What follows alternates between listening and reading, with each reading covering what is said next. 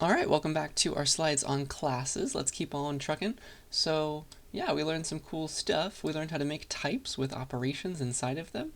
And we use this to build a point class that we could ask to, like every time we made an object of the point type, we could ask it to negate itself, add it to some other point, scale it, and that's pretty much where we left off. It was really cool. I do want to tell you right now that I was lazy last time. Alright, so I shouldn't have been doing this where I was implementing all of the stuff, all of the methods in the body of the class. That's kind of bad practice. So I'm going to show you the right way now, but we did it that way just because it was simpler. So yeah, I shouldn't have done this. I shouldn't have implemented all the methods inside the point class. We should be able to like split it up just like we've been doing for libraries. Alright, because the goal will eventually be, let's make it like a point library for us.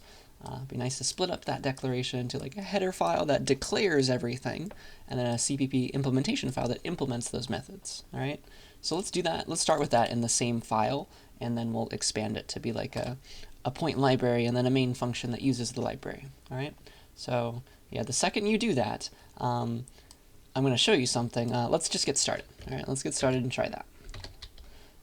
So I think it was lecture 14's what, though? I think it just we called it classes.cpp. So let me copy in that file, and I'll call it point.cpp. How about that? And then I'll make many more files soon. So yeah, here's the point class, and here I was lazily implementing everything within it. So instead of this, what I'd like to be able to do is something like the following. I like to be able to say, like, okay, I want to move these out, first of all. I want to move these out of here, delete, paste, like unindent. Did I do that right? There we go. And then like do that. There you go. And then just like declare the fact that they exist up in here. That's my goal. So let me do that. And clean it up in a second. There's scale there. And so now I'll turn these into declarations. That's fine. That's allowed. Oh man, what just happened? There we go. So that's okay. That's totally allowed. And now we've got, just at the start here, this is the declaration of the point class. That's pretty nice. All right, so this is the declaration of the point class. And we've just like given promises. We've said like what goes inside of every point object, and we've given promises to make these methods somewhere to give them meaning, because their body is not within the declaration anymore. It's just we're saying what we're giving. Okay, that's nice. The second you do that splitting up, though, once you start putting your methods outside of a class, these sure look like functions, don't they? And C++ by default thinks that they are functions, and it's going to be very confused. It's going to be like, in a negate function, I don't have a local variable called x. What are you talking about? You're crazy. So it won't even compile right now because C++ thinks this is a function. We have to tell it, no, no, no, it's the method of the point class called negate. It's not a normal function. It has x and y member variables. Find them.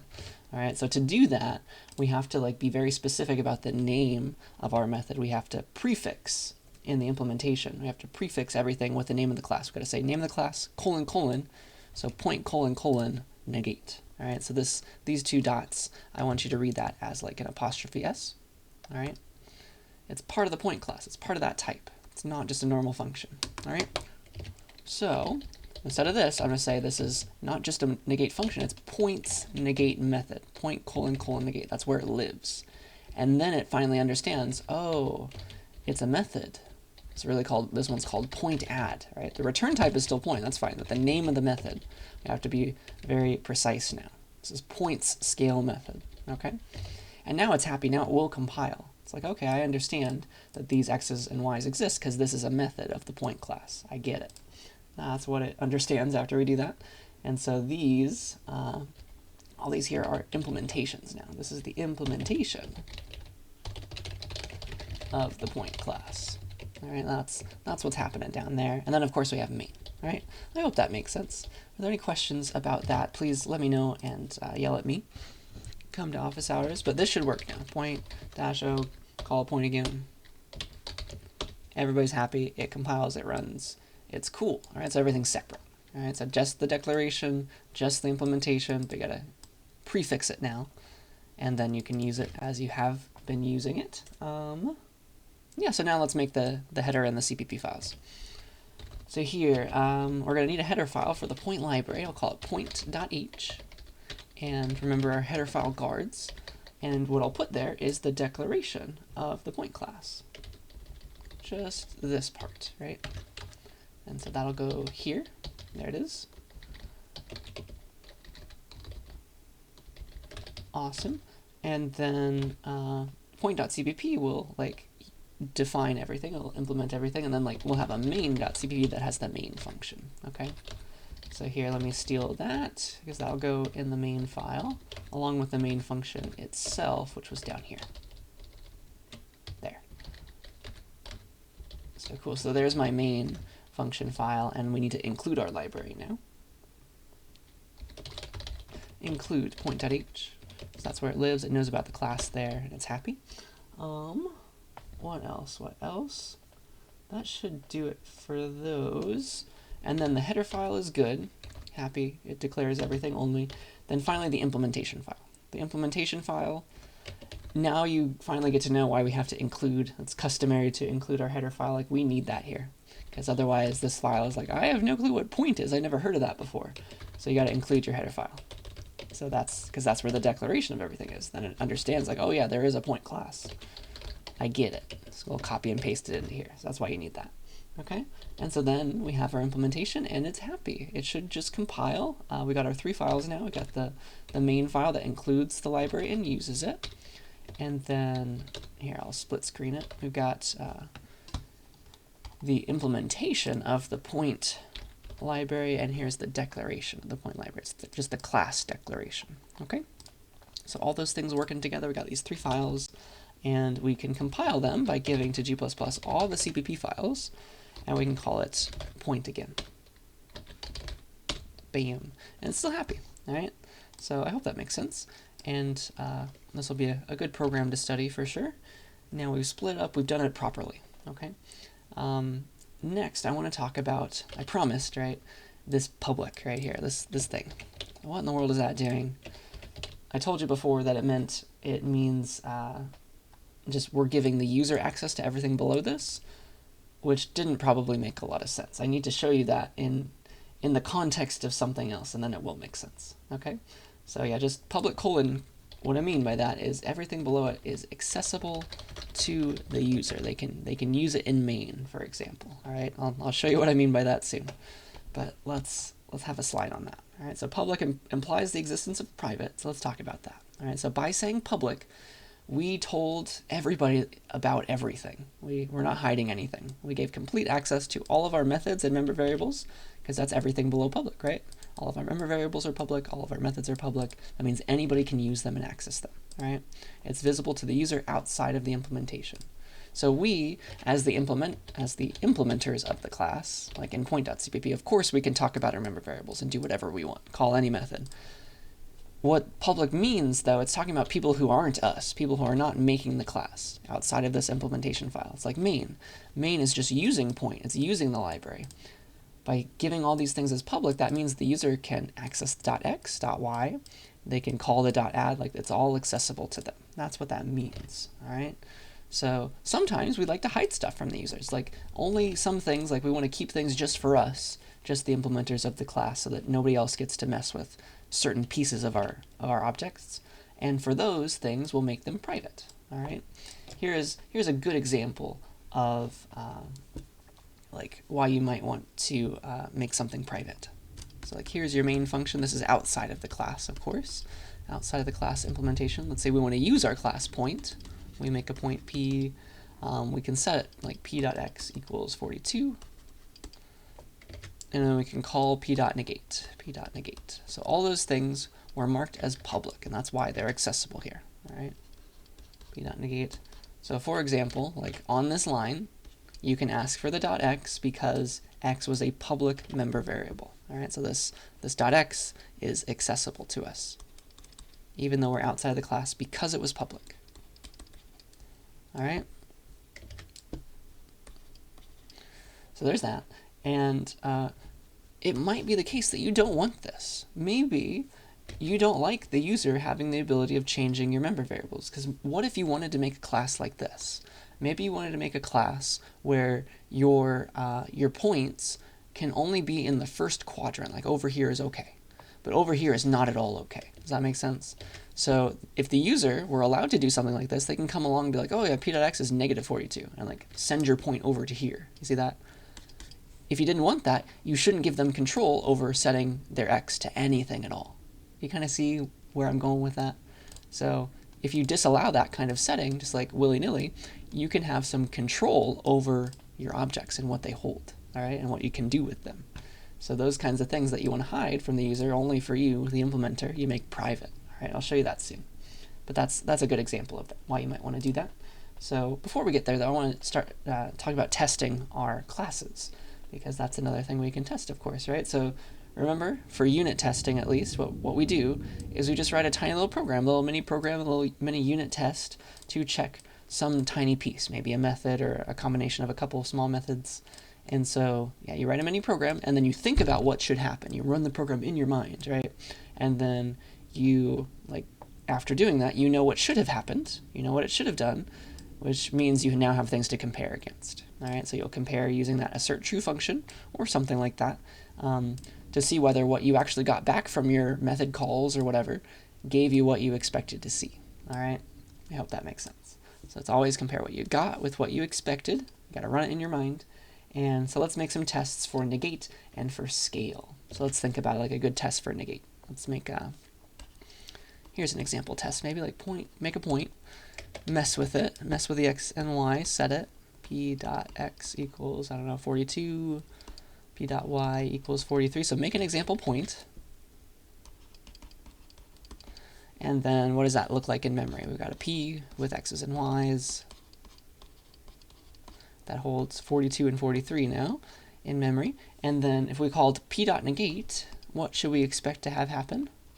Well, I think what should happen, right, is the x becomes -42 and the y becomes -43. So those are the things we compare against. See that? That'll become our test. So with that, let's maybe do that in main. And so I'll take this this program that we had before and just comment it out so you have it later. But I'm going to turn this into tests now. All right. Let's see, where do I want to do this?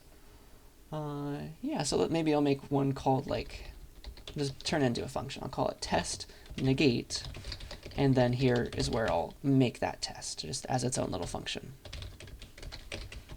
There. All right, and so I'm going to need assert true for this, and so let's steal that from somewhere. I don't remember exactly where, so it looks like lecture 11's testing.cpp at least. I can find one.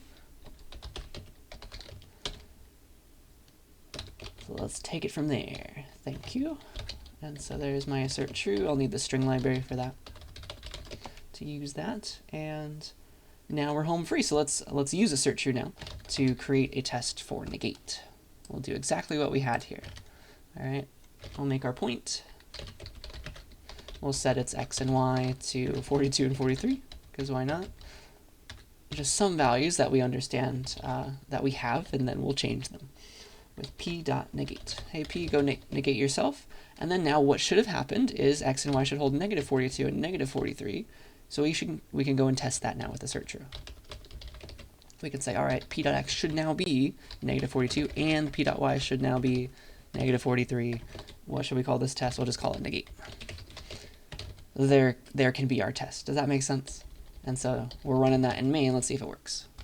Remember, to compile, you got to compile with the library implementation and everything. All the .cpp files, and yay, it passes. Awesome. So let's do another one for scale. We'll do a similar kind of test for scaling. So remember what scale looks like. It takes a factor, and then it's going to scale our point by that factor on the x and y. So let's make another point. We can call it q this time. Boop. And so instead of that, if I say q.scale by a factor of, I don't know, 2, how about that? That'll work. And then maybe we can set these to like doubles, because they're supposed to be allowed to be doubles, right? All the x's and y's. They're not just ints. So let's actually use doubles. Why not? So this can be 2.5, this can be 3.5, and then we'll scale it by a factor of 2, which will mean that q's x, here, let me fix this real quick. scale. That should mean that Q's X should now hold, what, 5, right? 5.0, and Q's Y should hold 7, right? 7.0. And this is a great example of do as I say, not as I do, because look at me comparing doubles for exact equality. You should never be doing this, all right? I know right now just this example will work. It will actually be correct and it won't be imprecise, but you don't know that, all right? So until you have a degree in computer science, you have to compare doubles the way I taught you with like the subtraction and the absolute value. I just happen to know that it's going to work for this one example, all right? But you should not bank on that ever. Never do it this way, all right? I'm just being lazy. So I'm comparing for that, and that's what I should see, all right? So I do have to call the test if I want the test to run. Yay, so it passes, great. All right, so yeah, those are some examples of that, and I think what would I like to do next? Let's make some stuff private, I think. All right, so I'm gonna teach you some terms, and then we'll do things. All right, so everybody loves classes and object-oriented programming because it gives you some nice things, and here are words that describe those nice things. So information hiding and encapsulation are two ideas that you can understand now. So encapsulation is just the idea of having classes. It's the ability to bundle data with the operations on that data, with the methods, with the member functions. That's what encapsulation means, and classes give you that ability, right? They let you have data plus operations. You can ask your objects to do things for you. That's really nice, right? So you kind of think of that as like every point object that you make, everything of a class's type, in addition to having like the member variables, like your x and your y, you think of them as like being sentient beings that have a bunch of things that they know how to respond to. Like it knows how to negate itself. Like that operation on this particular point, like negation on this point, lives inside of the class. It lives inside of the object in a certain sense. Scale lives in there. Add lives in there, right? Every point has those things. They're part of it, all right? It knows how to add it itself, scale itself, kind of thing. Okay, so that's encapsulation. That's cool. We understand that. Information hiding is kind of the newer thing. That's the public and private. So information hiding is when you don't even allow the user to do some things. They only get to see what you let them see, which is kind of nice. Only the public things, and that allows you to hide stuff and keep the nitty-gritty details from the user. They don't need to know those things. All right, so the reason you want to do this and allow private things, I'll show you a way to do it in a second, but the whole point of having private and like hiding stuff from the user is that by not letting them show not showing them everything, you can like change stuff. You can like make your class in a better way. Like you can implement it and like maybe even change around your member variables and things. As long as everything that you gave to the user that was public still works the same way, nobody cares. Like you can change all the private things as much as you want to make your own class better, all right? That maybe doesn't make a whole lot of sense right now because I haven't shown you an example, but that's where we're going, all right? So information hiding is very cool. And you've probably noticed this or figured it out by now, but like you've learned about classes already secretly. You've called methods already on objects. Strings and vectors are classes, aren't they? So s.at, that was a method call, wasn't it? When you make a vector, v.size, v.at, those are method calls. You've been doing this whole time. Now you know. All right. So okay, let's do those cool things. Let's make things private. That's the best way to go about it. All right. So the standard example or the standard thing that you should always make private when you are programming is your member variables. All right. So just like I was saying, a very good example of making things private is like you want in your point class, maybe you want to enforce the fact that you can only hold points in the first quadrant, only positive and positive x's and y's. You do not want to then allow the user to straight up access the x member variable, because instead of setting it to positive 42, they can totally set it to negative 42. Now suddenly it's over here, right? We don't like that. So we want to disallow that, and so we cannot allow the user to access our member variables. So the very first thing, if you do private anything, you should always make your member variables private. You do not want to allow this at all right? Instead, the second you do that, like how do you actually set x's and y's, you need to turn this kind of idea into a method that checks and makes sure that the user's doing the right thing. All right. So the second you restrict your member variables, which you should do, you then need to add public methods that the user can then go and call to like set x to 42, something like that.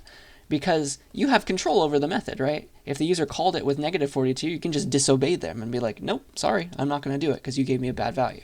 This line would have just worked because you're just going in and setting that variable in memory. Like there's no control, no fine-grained control over that. But with this, with this for sure, you can have an if statement. You can make sure that everything's okay before you go and set things. Does that make sense? So that turns into setters. And then also if you want the value, you need a getter. All right, so there are words for these. So like set x and set y, those are called setters or mutators. Those are public things that you'll give the user to be able to change your stuff. And then likewise, because you've disallowed access to your member variables, you can't even like get them anymore without a method. So you need to make some getter methods as well. Those are also called accessors. All right. So yeah, getters give back the values of your private member variables, and then setters set them. Okay. And that gives you some very good fine-grained control. Like the user can't just go and set things to weird values. If you want to enforce something, now you can by just like disobeying the user if they give you bad values for your setters. Okay. So here, let's do that now. So the one thing that should always be private is your member variables. All right. That's the one thing that should always be private. It's a very good practice. So instead of having them appear in the public section, let's move them down and make a private section. So private. Boop. And then I'll put them in here, x and y. So these are things that cannot be accessed by the user. All right. And now the second we do that, main is unhappy. Because look at me doing all these things. I'm accessing x's and y's all over the place. These are now private. I cannot do this. It won't compile, which is exactly what we want. All right, so here's like an example. Points y is private within this context. You cannot use it here outside of the class implementation. Cool. Inside the class implementation, anything goes. It's you. You're the implementer. You can do whatever you want. All right. This is not that. This is outside. We're talking about outside right now. Okay. Where is me? There it is. Cool. So yeah, this kind of stuff is now not allowed because we're outside the class. All right, so to fix this, we need getters and setters. So here, we're going to make these guys, getters and setters. Get y, get x and get y, set x and set y. Okay? So double get x, get y. Those are return our member variables values. That's the only way the user gets to look into them. And then we'll do the same for setters. So those are void. We got a set x and a set y, and we got to give what we're setting. So double d, I guess, for each of them. Cool. So those will be my setters, and then we got to go and implement these. So these are my getters. They're how the user gets to access these things. All right. And these are my setters. All right. So that's the idea. Another good example of why you might want this is, what if maybe you've taken like a calculus class. You know that there's another way to store points in the plane. You can store it as, instead of x and y's, you could like get rid of this, and maybe you can change the class to involve like r and theta, if you've learned about that. That's another way to represent points, isn't it? You could still give the user access to the x's and y's because there's a conversion operation. You could just run that conversion operation. Do you see the power that you get when you change things over to private? You can implement the class any way you want now. All the private stuff you can change as long as the interface that you give to the user stays the same. All right? That's the beauty of all this. I hope that made a little bit of sense if you've seen that before. Like there's other ways to implement points, and like by restricting this access, you can do that. That's pretty cool. All right, so let's implement these getters and setters now. Their implementation is very short. Down here, we do need to remember to do that point colon though, because they're not just functions. They're parts of the class, part of the point class. So here, let's give them some bodies.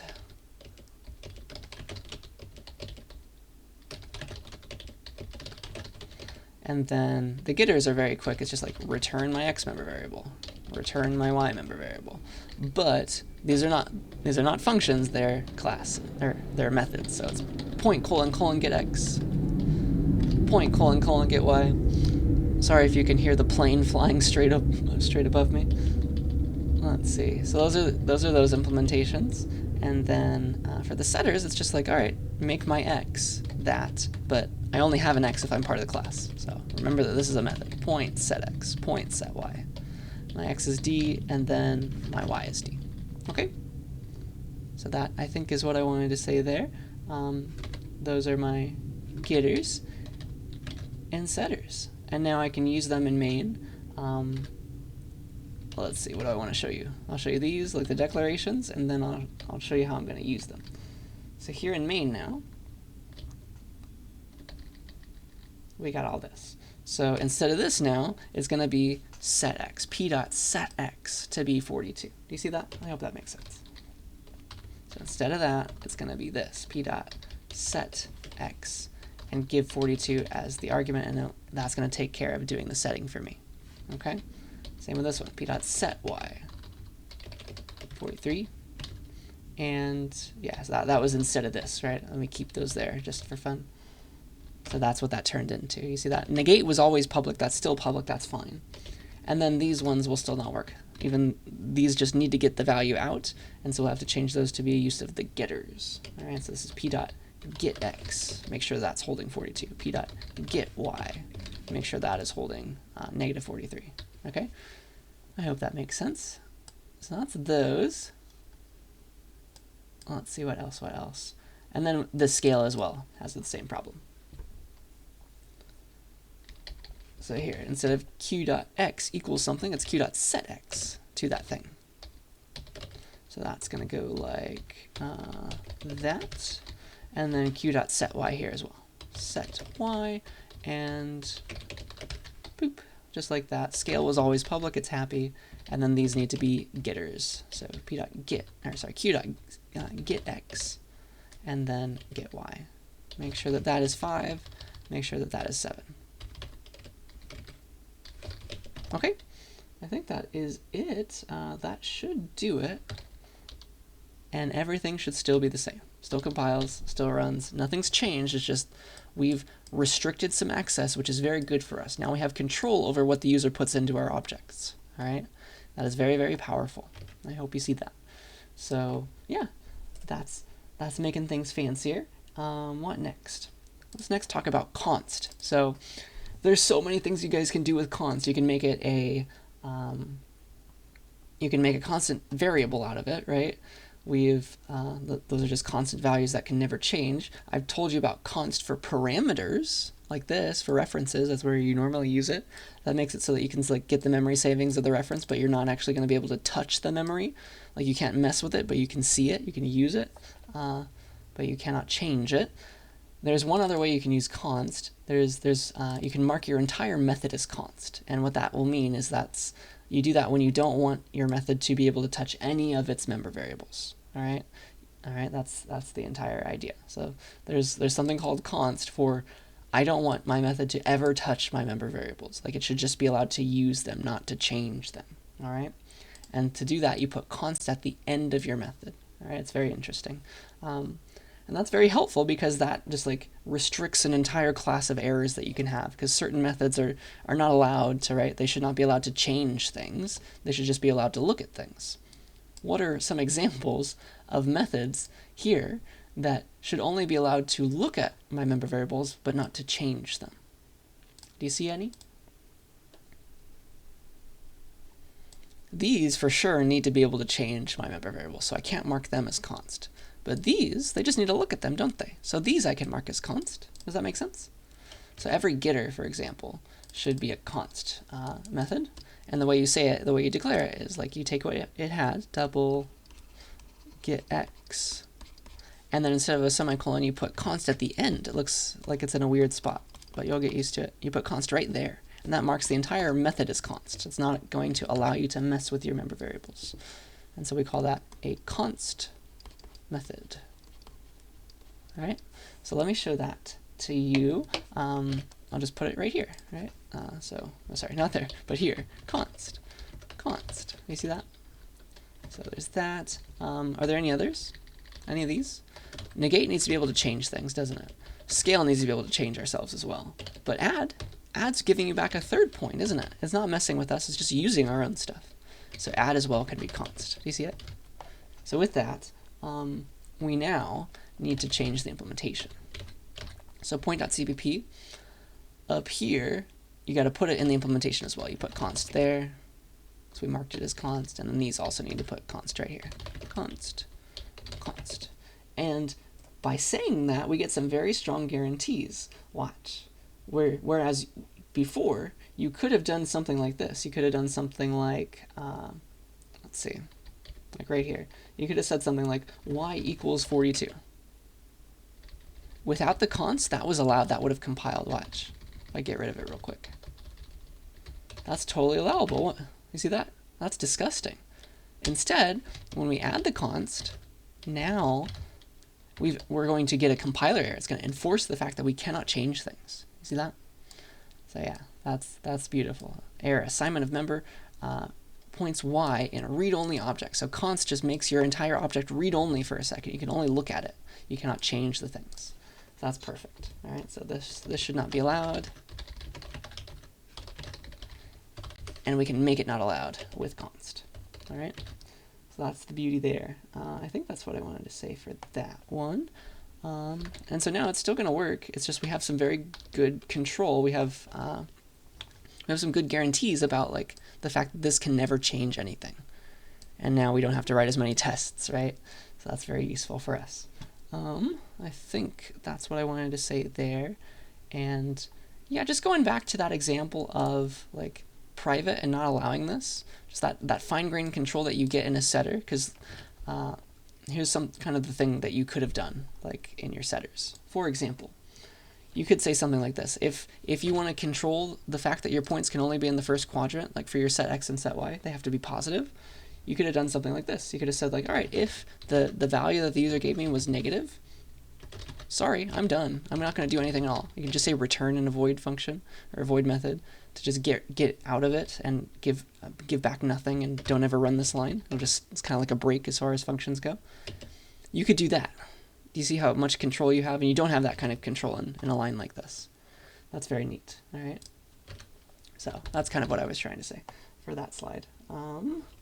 Yeah, I think that is as much of const as I need to show you.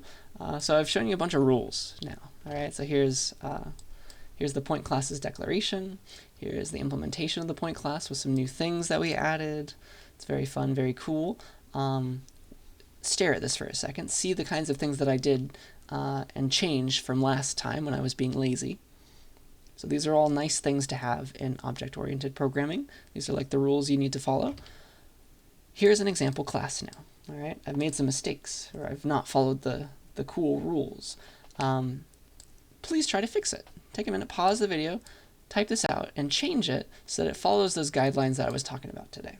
I think that there are two things that you should change here. Do you see them both?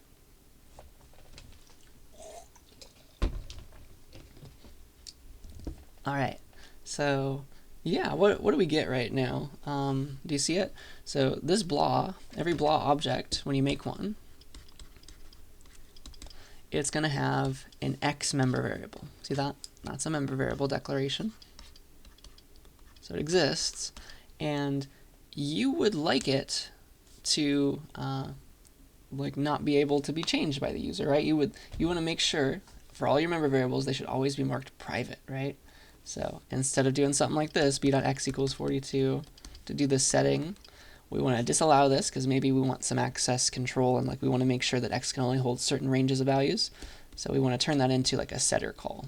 So we want to make a setter and not allow this kind of thing. So that means we need to mark this this member variable as private. That's at least one thing that should be private here, all right? And then I guess these two, getters and setters, should always be public. I'll let the user use them. What's one more thing that should change though? The setter needs to be able to mess with the member variable, right?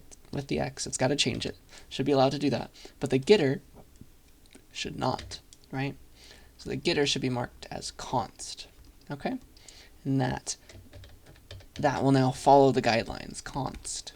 There you go. Now it won't be allowed to change the member variables, and you can't even do it accidentally because it won't compile. Beautiful. All right. So yeah, now that's just trying to get that's me trying to get you to internalize those new rules. Okay, the new guidelines.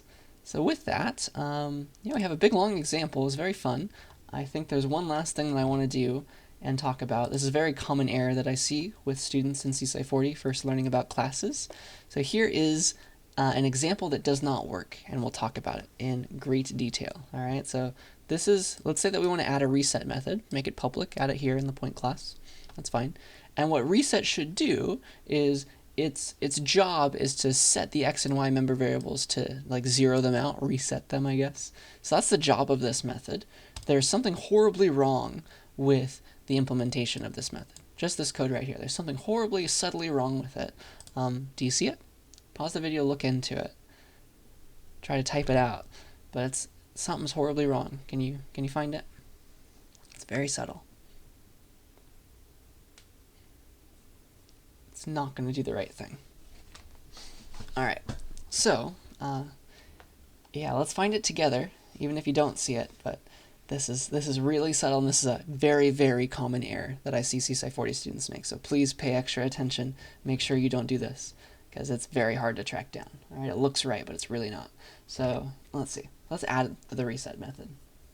Let's add it into the header file, and we'll go from there. So here's from the crushed ice. We'll add a reset method, just like that. It's a void method. So there's that, and then we'll add it down here into the implementation file. And let's see, I'll just put it at the very bottom. So it's a method, it's points reset, point : reset. And what do I want to do with it? I want to say this. And this is my implementation. Let's see if I can copy and paste it. Boop. And there's always weird white space characters that PowerPoint puts in there. So let me get rid of those. Boop. Now it seems to be happy. So that's going to compile now. And now let me use that reset method down in main somewhere. Maybe we can make a test for it. Why not? I'll make a test reset. How about that?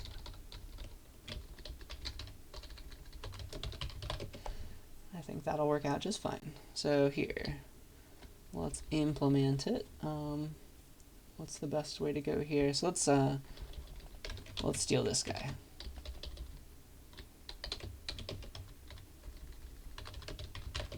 Okay, so I've got a point. Let's just say that, let's keep it called Q, and I'll just say Q.reset. Okay, Q reset yourself.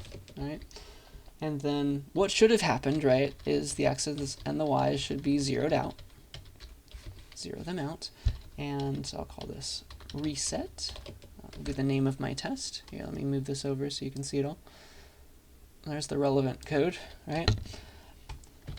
And I'm calling it. So let's compile and run. See what happens. It is gonna fail right now, and the question is why? Like, okay, if x, that just means like the reason this failed, right, is because either the x is not 0 or the y is not 0, right? So let's print them out. Let's see what's going on here. See how if you come to an error like this, if you come to a test failing in like a lab, a good way to like figure out what was happening is like, all right, just print out the things that are being compared before the test runs.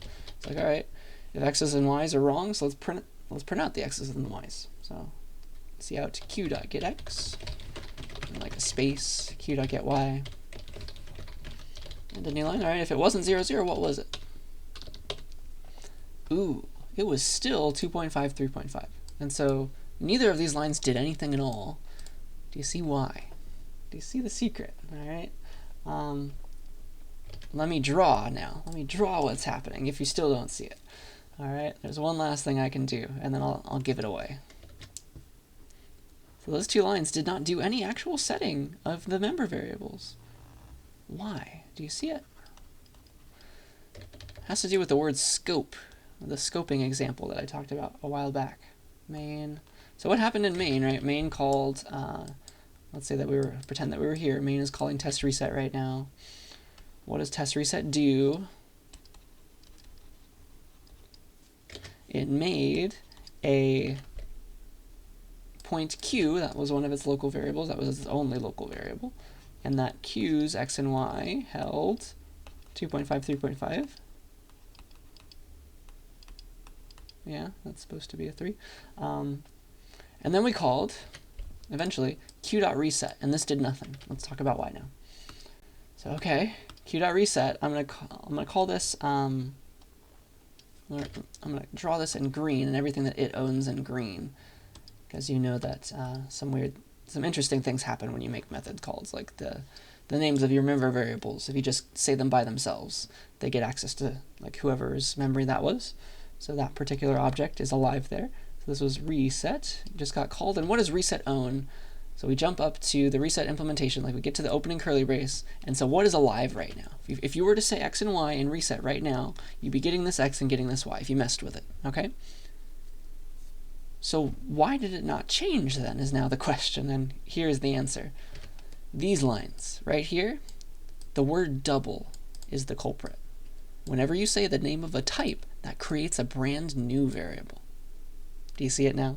This is a brand new local variable to the reset method that now shadows. It's very subtle, right? Very horrible, insidious.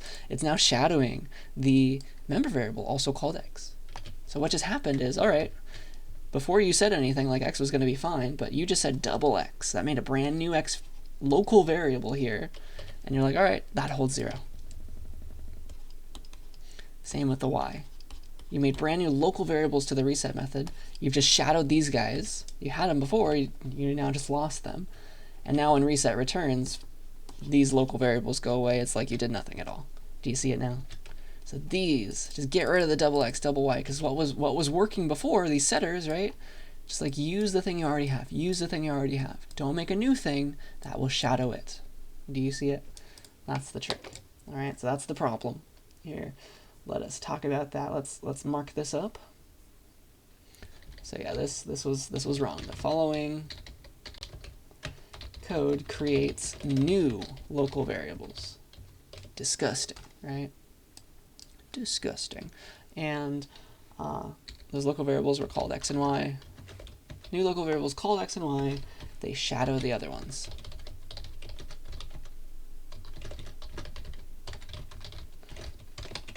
Sad face. Okay? Do you see it now? So instead of this, then, what we need to do instead is going to be get rid of these. Just x and y. They're already existing. Use them. Okay? That'll fix it all. Now we do get the 0, 0, and our test passes. Beautiful. All right? Do yell at me if you have any questions about this. This is a very, very common error that I see a ton of CSCI 40 students making, so it's really hard to like track it down. I hope you can tell. So do your best to just not make it in the first place, but it does happen. So now you've at least seen it. All right? So with that, I think that was everything that I wanted to show you today. So there's still more to classes, but this is where I want to stop for now. So I'll see you in the next one.